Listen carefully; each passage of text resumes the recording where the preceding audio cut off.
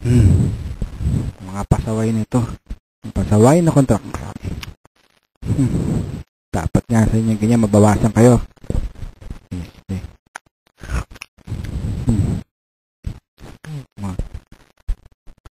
Mga kasama. Oh, ano? Alis na ba yung mga pasaway na kontraktor?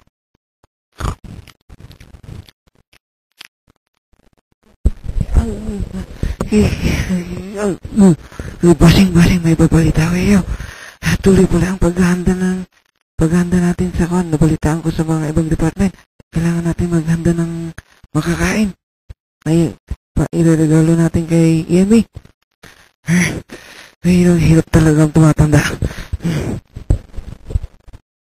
Ganun ba? Maraming salamat sa informasyon, Bobby. Kung gayon, pupunta ako sa kabilang bayan para maghanap ng magaling na kusinero. Magpapaluto tayo. Hindi maaring tayo lang ngayon mawawala doon. Hintayin niyo ako, ha? Tuloy niyo na yung pag-alis ng mga pasaway na yan.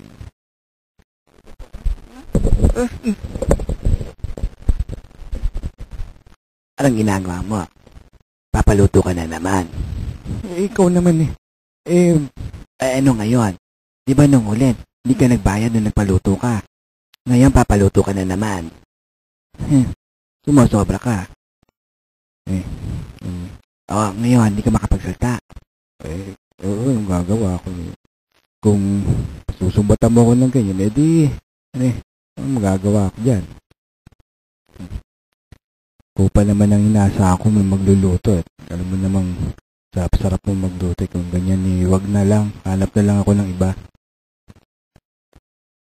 Asal, ikaw talaga. Hindi ka na. Sobra kang matapuhin.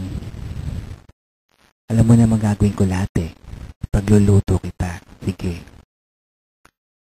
Kahit anong gusto mo. Promise. Mga bata, tama na yan. Papayagin natin si Totoy na magluto. Patiin na natin si EME. Mula sa CDD.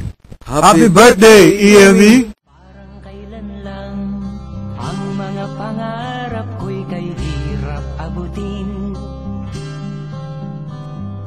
Dahil sa inyo, napunta ako sa aking nais marating.